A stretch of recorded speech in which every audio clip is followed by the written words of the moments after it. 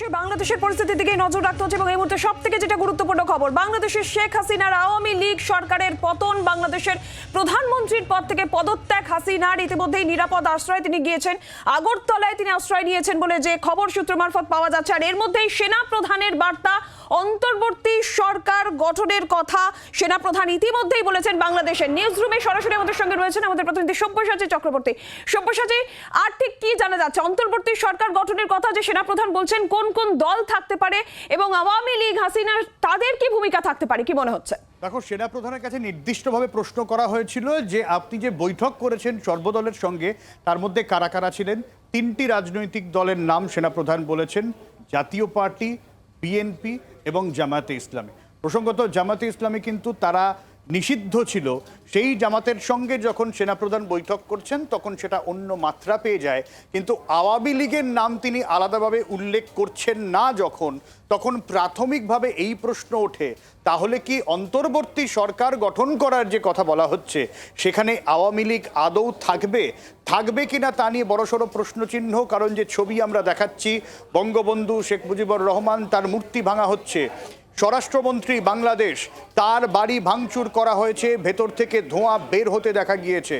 গণভবন, প্রধানমন্ত্রীর বাসভবন, সেখানে তাণ্ডব চালিয়েছেন আন্দোলনকারীরা, সেখান থেকে জিনিসপত্র বার করে নিয়ে আসা হচ্ছে।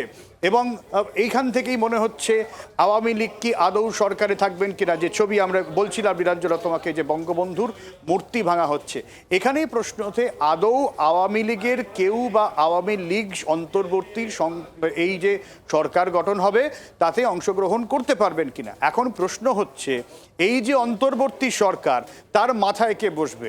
জাতীয় পার্টির কেউ, বিএনপির কেউ, নাকি জামাতের কেউ? এই জায়গায় দাঁড়িয়ে সেনাই কি মাথার ওপরে থাকবে, এই নিয়েই আপাতত জল্পনা চলছে। অন্তর্বর্তী সরকার, তারপরে কি আবার নির্বাচন, এই ধরনের নানান প্রশ্ন রয়েছে। সেনার তরফ থেকে আপাতত আবেদন করা হয়েছে আন্দোলনকারীদের যে আপাতত আপনারা দেশে ফিরে যান, আর কোনো রকম কোনো অশান্তি হবে না এবং প্রতিটা মৃত্যুর হিসেব হবে, এমনটাই সেনা প্রধানের তরফ থেকে বলা হয়েছে। নীলাঞ্জনা। শুভসূচি, আপাতত ধন্যবাদ তোমাকে। আমরা একবার শুনবো যে দেশের সেনা প্রধান, বাংলাদেশের সেনা প্রধান, তিনি কি বলেছেন, শুনুন।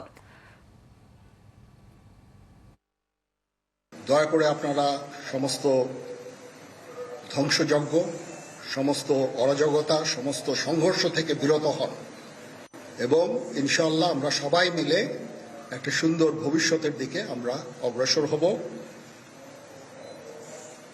প্রতিটা হত্যার বিচার করা হবে, প্রতিটা অন্যায়ের বিচার হবে। আমরা আজকে সুন্দরভাবে কথা বলেছি, সমস্ত দলের প্রধান দলের নেতারা এখানে উপস্থিত ছিলেন।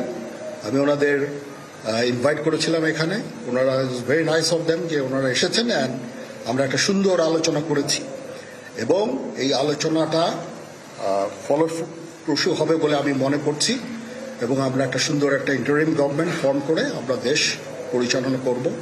মাননীয় প্রধানমন্ত্রী পদত্যাগ করেছেন এবং এখন একটা ইন্টারিম গভর্নমেন্ট ফর্ম করে আমরা। বাংলার আওয়াজ, বাঙালির আবেগ, জি 24 ঘন্টা।